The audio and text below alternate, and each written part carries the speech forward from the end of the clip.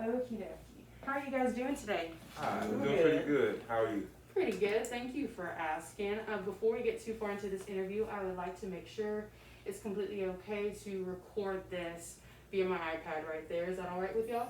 Yes, ma'am. Perfectly fine. Perfect. We can start off this session by introducing ourselves. My name is Taylor Lewis. I'm with the social work department at Tarleton. What is your name and age? My name is Dejan. I'm 26 years old and I'm a barber in Waco, Texas. Okay, perfect. My name is Bridget Johnson. I am 49 years old, and I am a school support specialist at the Methodist Children's Home here in Waco, Texas. Perfect. I'm James Evans. I'm 21 years old, and I work at Wingstop and Tractor Supply. Awesome. So, one of the things I would like to read to you guys before we get deeper into it is just a confidentiality statement. Okay. Just to let y'all know, not only to ensure I'm getting y'all's consent for the session, but also to make sure that you know if I encounter any information where I think you might be a harm to yourself or others, I will have to report that out to somebody that I feel like can assess the situation. Is that okay? Sounds Yes, good. Perfect. So I would like to thank you guys for doing this interview with me. And secondly, I'd like to say if you need any resources or want to talk further, you can always reach out. I know y'all have my number, so definitely do that. The purpose of this interview is to speak about what it's like as a family, definitely an African American family in Waco growing up. The differences, if it's easy, if it's difficult, your experiences here in Waco. My first question would be, how long have each of you lived in Waco? You don't know? Well, I didn't grow up in Waco. Mhm. I've lived in Waco since I was about 8. Okay. I've been here ever since. I came to Waco, matter of fact, to live in the very place I work. Right. So, and all of my children was born in Waco. Okay. Where did you live at before, if you don't mind me asking? I lived in Dallas, Okay. Texas. I was in the group home of the Butler's Children's Home Okay. in Dallas, and that closed down, and then they moved me and my brother to Waco. Okay. So if I'm understanding right, after your transition here and you having your kids here in Waco, they've lived in Waco All ever their life. since. Yes, Okay. ma'am. And so you're Essentially, yeah, I lived in Waco for 26 years. Okay. Of course, being on and off in a couple of different cities, but Waco is my hometown for the most part. So, okay, of course. And then James, you've Yes. been here for 21, I assume. Yes. Amazing. So I want to get y'all's perspective on Waco individually, your negative and your positive experiences. Ms. Bridget, would you like to go first? I would say the positive about Waco is small enough but big enough. Mm-hmm. It's not big enough to where you lose yourself, Mm-hmm. but it's big enough to where it's multitask and gives you things to do. Mm-hmm. It's small enough to where you can raise a family, and it's like a community, Mm-hmm. and that's one of the things I loved about it. Because I raised my children here, it wasn't big enough to where it's like in Dallas. It's a huge city. It's Mhm. just so much to do. Like I said, it's big enough but small enough. Mm-hmm. I would say the negative side about it is, I would have to say, the dynamic sometimes they have Mm-hmm. with red tape, Mm-hmm. politics, and the issues that they have that is bringing into Waco now Mm-hmm. that is not suitable for Waco and its economy. Mm-hmm. Because like I said, it's small enough but big enough, but it's not big enough to handle the things a big city Mm-hmm. have. But that's what they're bringing in, and that's kind of crippling our economy right now. Yeah, for sure. Well, it sounds like you've done a lot of reflection over the years about how things have changed, gotten worse or better. So that's great. At least you're kind of reflecting on your environment as well. Yes, ma'am. Yes, ma'am. How do you feel, Dejan? yeah, and I'll just come after what she was saying. It's big enough to be active, but small enough to not be too active. Mm-hmm. And it's closer knit. It's not too close to where everybody knows your business, but just close enough to where everybody knows who you are and you're a familiar face, and everyone is a familiar face to you. The negative side I would say about Waco is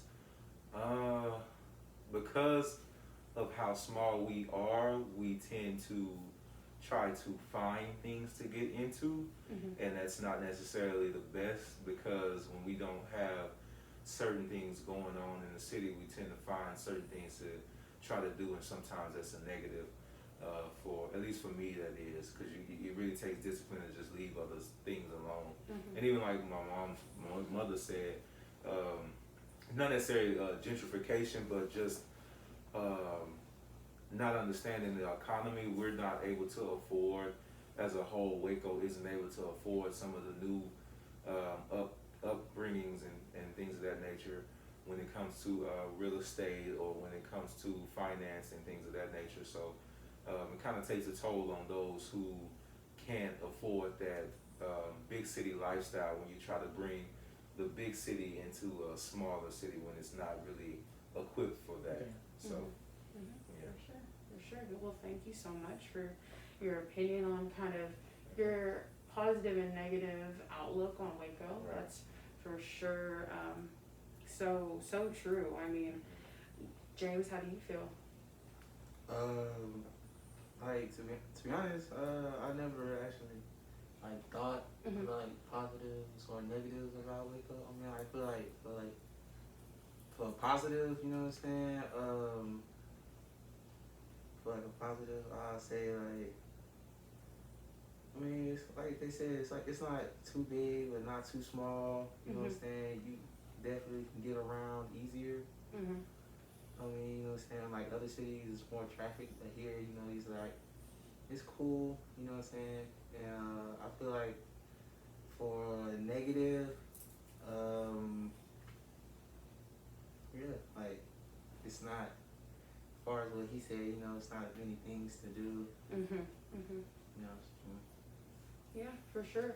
Well, do you also feel like say for instance you would have went to a more rural school, like maybe Clifton or something like that, that your experience would be way different? Yeah. I feel like yeah,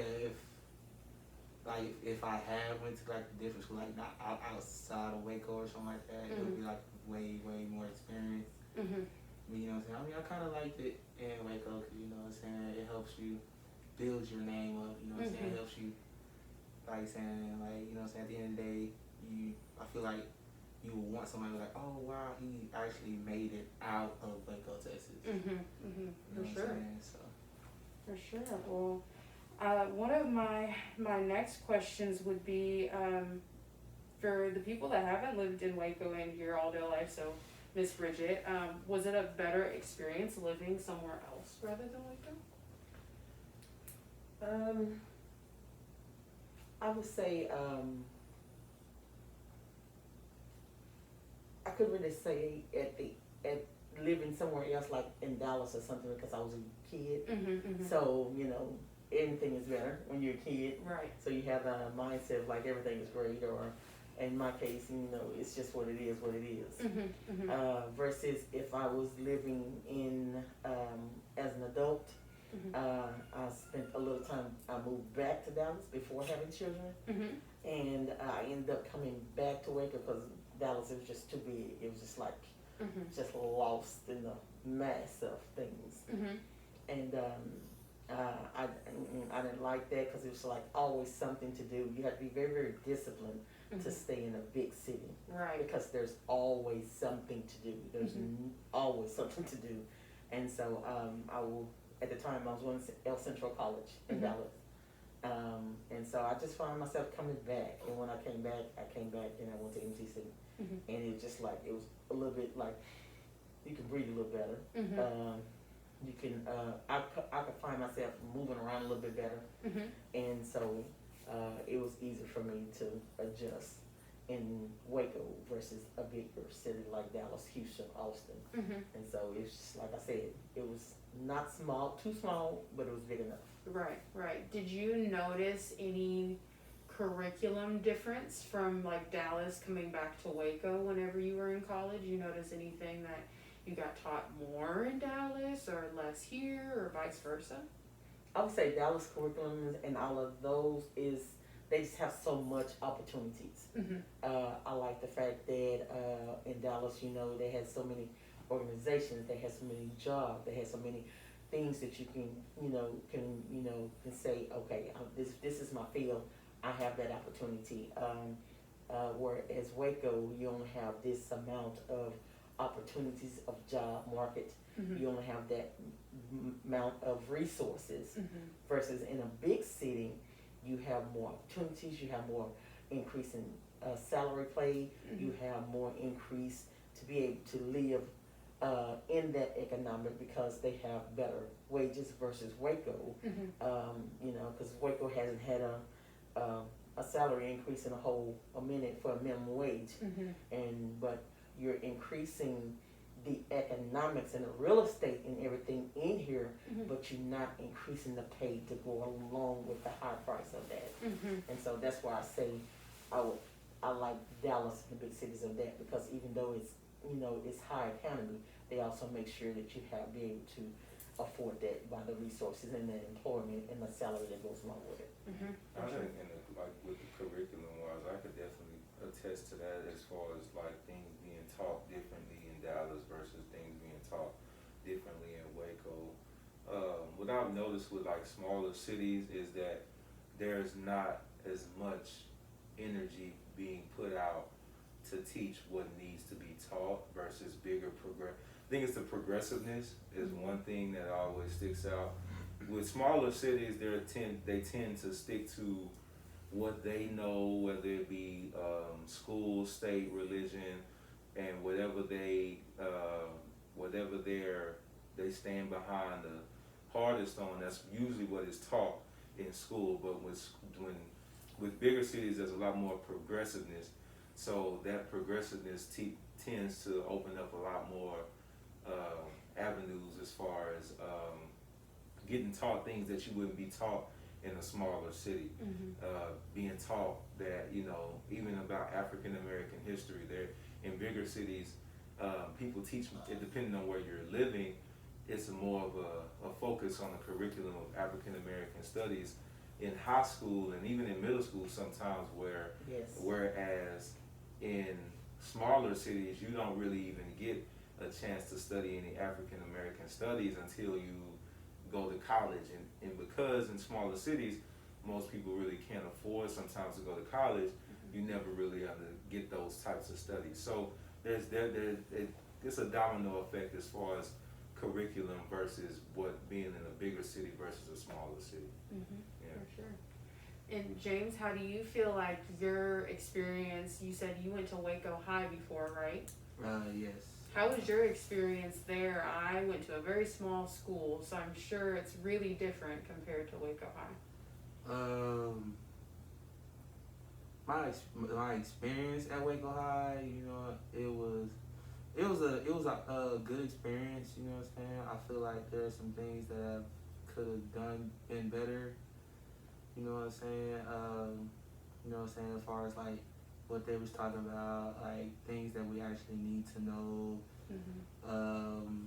Cause they can teach us like just basics, but they can also like we actually have to learn what actually we need in order to survive, and like better opportunities, like in anything that we do, and And I would even just add to that is, like you said, at Waco High, and even with my sons, I remember them going to school, and as an African American single mother, it was my task to teach them their heritage. And not all Black African American families have that opportunity.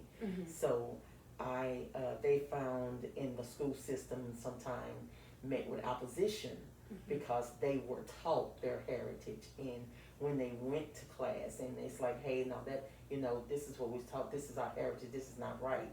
Even sometimes not because the teacher or anything has to do anything with their education, it's just that they have not been taught that, and so therefore they was resistant to say, no, you're wrong, this is what we're going to talk, this is what we're going to stay to, this is what the curriculum we're going to do, this is what we're going to go by this teak. But because of that teak is not formulated for the young men and women in African American, then it relies back on mothers and grandmothers and all that to teach our men and our young ladies about their heritage, and it is also critical because sometimes even they don't know. So when I teach them, I encourage them, hey, share that knowledge. And so it's been even a couple of times, you know, I feel like in that part to where it's hard because it becomes the good and the bad to where it can be stagnated to where they know Waco's small, Waco's Baylor, Waco's Magnolia. We're going to teach you how to stay here in Waco, how to run the gauntlet of the cycle of this. But they're not teaching our young men and our women about the things that are going on in this world today. As the world evolves, they're not evolving our black men and women and our young ladies to be able to cope in the world as it evolves because they're still stagnated on the old teaching of what they're somebody telling them to teaching. But then you have all these children who have these emotions and feelings of what's going on in the world, and they don't know how to cope with those things. And sometimes they turn the wrong way. But if somebody tells them how to cope with them and say, hey, we want to hear what you're feeling.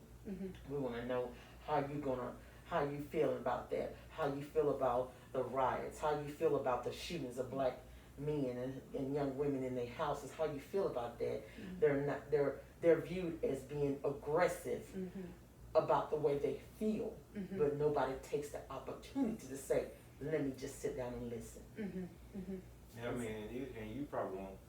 And I don't know, it's with school systems, I never just say it's their job to listen, but at the same time, there has to be a sense of empathy, especially when it comes to African American students and them understanding what it is to be in public schooling, because you gotta think about it this way. There was a point in time where African Americans and Caucasian students were not allowed to be in the same schooling systems, and then there were times where we, as African American black males and females, were given books that were inadequate to our studies versus the Caucasian counterparts who were able to get studies, and they were able to get books that they needed in order to advance even further than us.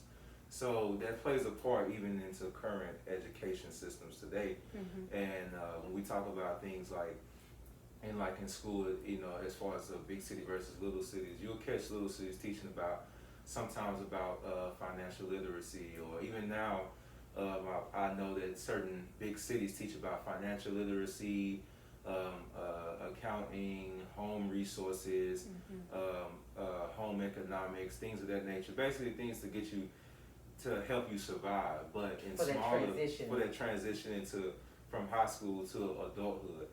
But in smaller cities, what I've noticed is it's still okay. I'm gonna teach you what the curriculum told me to teach you, and then whenever you get out of high school, you're unaware of everything that's gonna come afterwards. So yeah, it definitely does play a toll, especially due to the fact that there has been setbacks with African American students because of how things were back post Civil War, and you know, as far as teaching and as far as the resources that we have, because we, as African American students, we have to go out and find those resources, whereas other counterparts, they have them given to them. So it makes it harder for us to know what we need to know, and sometimes us as African Americans, we just tend to give up on that because we tend to never find it. You either go hard on finding it, or you just don't do it at all. So it takes a toll on you as far as the educational system. So yeah. And I feel like sometimes specializing in education I'm gonna piggyback right there, and even in that sense, in that field today, because it's so hard to achieve what their counterparts are getting, they meet with so much opposition, then it's easier just to fall back than to fight the fight to go better, to do better, to achieve better, and not only that, to let them know that they deserve better.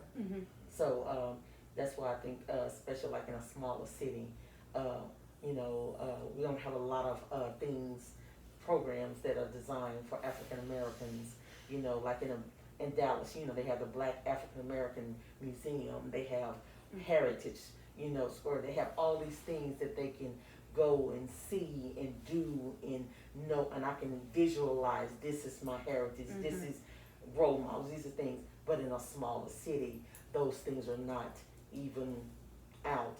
You might see it every once in a while at Black History Month. They might run the little traditional Martin Luther King or Rosa Parks or Madam C.J. Walker, but you're not talking about the one who invented the heart surgery. You're not talking about the one who gave up her DNA. You're not talking about the one who sat up there and gave out so many things, even music, inventions, and all of these things. You're not capitalizing and letting these Black men and Black young ladies know that these inventors, these scientists, these teachers, these doctors, these people all came up with ideas, and they were not credited for those, and they don't have those examples. For sure, for sure. So speaking on like perceptions of leaders or teachers that you've had in your life, whether it be in college, whether it be in high school, did you ever have barriers with that teacher in that moment, as in, I don't want to teach you something of substance when it comes to your skin color? Or could it even be, well, that's completely fine, but I'm not going to teach that today, sort of thing? Have you ever encountered that in Waco? And yes and no. And I would say it this way, and just keep it like short and sweet. Most teachers don't know because they aren't us. So if you aren't us, you don't care to know, if that makes sense. So that's where a lot of the problems tend to arise, is because of the fact that they don't know or they don't care to know, it's not deemed as important to teach us about it. You know, we were taught that whatever we were taught, that's what we were going. That's wherever I have as a curriculum, that's what I'm going to teach, and you take it or you leave it. And you can't argue against that because it's what was taught to me. But we all know that what was taught to them isn't always the truth. Yes. Even history and things of that nature that has been taught to them has been flawed, simply due to the fact of an image perception, and that's a whole nother conversation. But yeah, it's just the fact that it's not. I wouldn't say teachers just purposely say, I'm not going to teach you because your skin color is Black. It's just they don't know, and because they don't have to know, it doesn't give them the drive to want to know. Right. If that makes sense. Because at the same time, there are some teachers who could extend a way to go and figure out things to teach, even if during Black history. But then there are teachers who just skip over Black history and the whole and just say, forget it, the murals are enough. So it just depends on the type of teacher that you have, and it depends on the type of curriculum that is being presented. For sure. Well, I know that definitely in Waco, I mean, like I said, I'm from a smaller town, and I've been to y'all's church before, so I know worship in y'all's church looks a lot different than worship in rural areas. Can y'all speak on y'all's experience in church? I mean, how uplifting it is to see leaders of your skin color actually doing the thing, not just skimping over those big history details. And worship is in the church is, that's where we go. We go to worship, but I think the connection comes when you have your relationship with the Lord, because we got got different types of denominations. We got this, but when you have that connection and the relationship, and even all the way back to the days of old, when they would sit around and they would sing, gospel and hymns, all of those things were not just songs. Those were songs of meaning. Those were songs of, hey, this is where you go for the Underground Railroad. These are songs that connected us. Even right now, I would say that they played a part, because even, Amazing Grace, How Sweet the Sound, all of those things connect us to our heritage of the days of old. So I guess, for me, that's how it gets my connection when I go and I praise. And I can just imagine back in the day, you know, as the things that we have right now that they didn't have back then. Mm-hmm. All they had was a worship. Right. All right. they had was a praise. All they had was God to Mhm. see them through, because they knew one day a change was going to come. Mhm. Yeah, and I think the thing that she's understood, she's saying too, is the fact that we have leaders, but we don't necessarily look to them as leaders simply because our leader is the Most High. Mhm. But it does serve a note when you have black leaders in the community that are fighting or doing things for a change. Yes. Fun fact: the pastor at Marshall Chapel is actually the cousin of Doris Miller. Mhm. And history lesson: if you know who Doris Miller is, he played an important role in Pearl Harbor. Mhm. So that's really one of the things that's kind of like, really monumental, especially in this city, just to have a pastor who is a relative of Doris Miller. But it's not saying that, we don't think of leaders as important, but it is important to have those people who we can look up to and say, yeah, he looks like me, and he's black like me, and he's done this and he's done that, so maybe I can achieve this, and that. Because there's a certain image perception where only whites or only a certain group of people can be able to be leaders, or only a certain group of people can be able to be influential. But when you look up, and it gets kind of hard because you have nobody to look up to, because he doesn't look like me. Mhm. But when he looks like me, it makes it easier for me to have someone to look up to, Mhm. and for me, I don't really look up to just like church or anything like that. It's just basically for me, just any black man or woman in the community doing things that to help the community. One of the biggest ones for me is my own father. So that's who I really just look up to. But at the same time, it does feel good to have someone in like church, Mhm. because that's kind of like a safe house. You have somebody in a safe house who you can look up to. So Mhm. yeah. And speaking on kind of helping the community, do you feel like Waco has enough resources for people of color? Why or why not? I'm going to say no. Mhm. Yeah. I'm going to say no. And I'm not going to sugarcoat that, Mhm. because again, growing up in CPS, because I'm a CPS kid, that's how I got to Waco.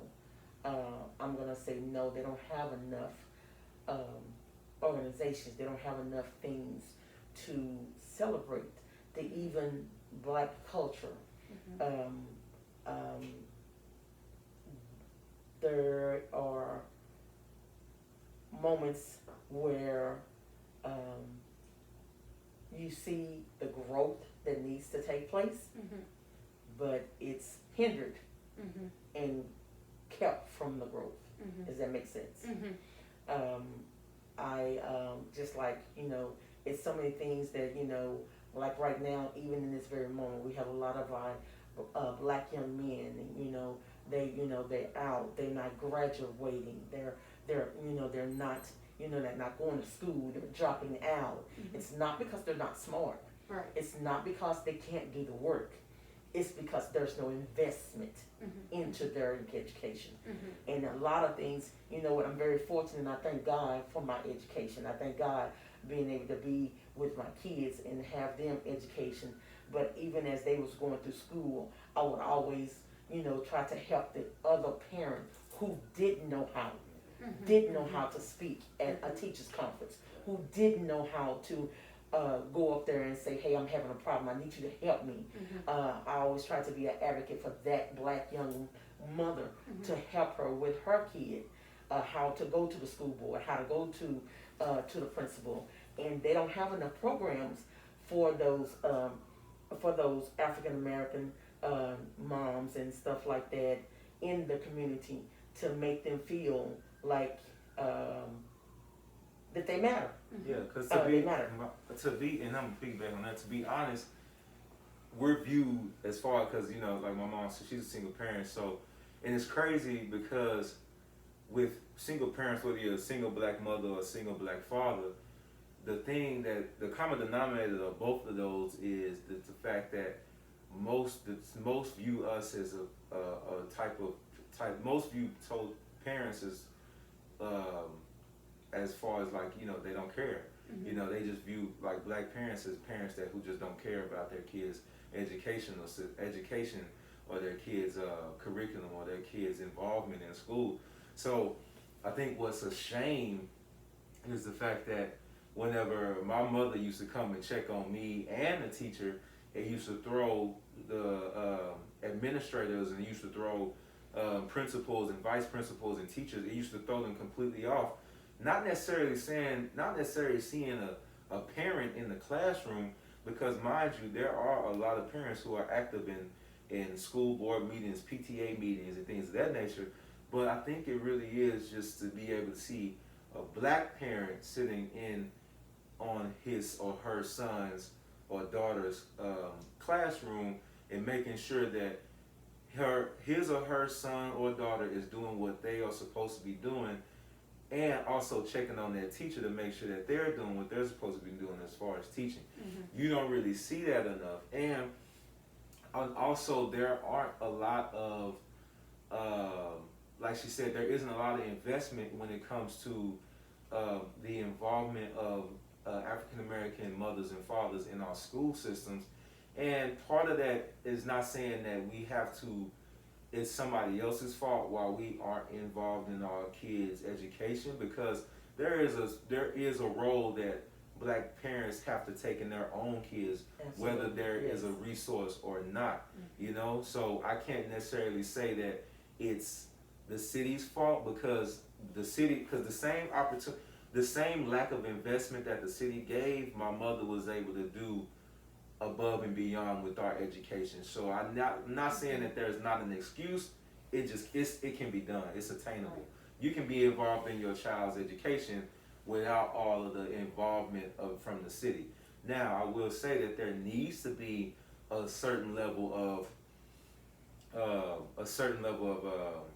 investment within the city, as far as being able to get black parents to educate, and like she said, educate them on how to speak, and because we're viewed as illiterate people who don't know how to communicate or articulate our words and our verbiage in the meetings or in conferences or things of that nature. So whenever you hear about, so I think what needs to be done as far as investing into African American education is just getting parents to be able to, hey, let's teach you how to sit down and talk to these people about what's important. Let's teach you how to be involved. Let's teach you how to get to PTA meetings.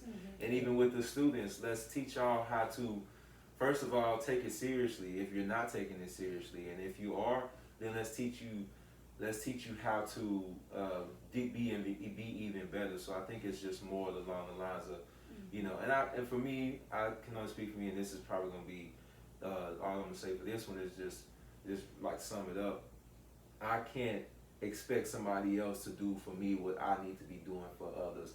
I can't expect the city of Waco to do for black mothers and fathers when I myself as a black father should be able to go to my black mother and father and teach them about that, because they're not going to teach it. They don't think it's important enough to teach to us. So if they don't think it's important for us to teach if they don't think it's important to teach to us, we have to take it upon ourselves to teach to each other. So, and it's kind of like a catch-22, because it's kind of hard for them, like you just said, for us to teach each other, because we want to know, we want to learn, and I would say for them, it's want them to know who we are as a black culture, as a black young man, as a black young woman, and as a black mother. Don't see me as I come through the school or come through your presence and automatically think I am what the old used to be. That was what stereotypes. What stereotype, and that's one of the things that they say, ignorant learning. That's what they learned back then. That's the still teaching. That is the still stereotype to keep us from moving as a people together and united.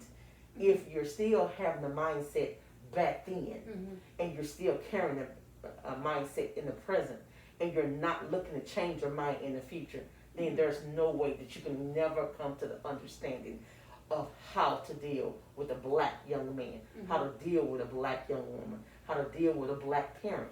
That's one of the things I love about the Methodist Children's Home. It helps you to not only, all these kids come from hard places, but it still lets me know that's still a kid. And as an educator, I'm not only there just to teach a kid, I'm also, if that parent don't know, I'm going to be fully invested, not only to teach that kid, I'm invested because I want to be able to teach that parent, not only in that moment, but so they can be able to carry it to their future. Because as an educator, you take that on knowing that, guess what, I had an oath to be an educator. And if that means I got to educate a parent, if I got to educate a black kid, if I had to educate a Spanish kid, Chinese, no matter what the color is, I'm an educator first. And I'm going to educate that kid no matter what. Even if I have to sit down and tutor a parent on how to do the work. Exactly. Well, kind of speaking on y'all's experience in school, James and Dejan, did you ever have moments where, you know, your mom would come into school and you would get weird looks from your peers, or like anything that made them or made you feel like it was out of the norm, even to kids your age, that you had a parent that was so involved? Yeah. You want to talk about that? At times it would, but once you get used to it, you just be like, oh, hey, mom's there. And, Yeah. Just pop up. Yeah. And it's also a funny thing where it's like, if people used to laugh at my mom showing up to my classes, but then there was also admiration because, like, dang, your mom actually cared.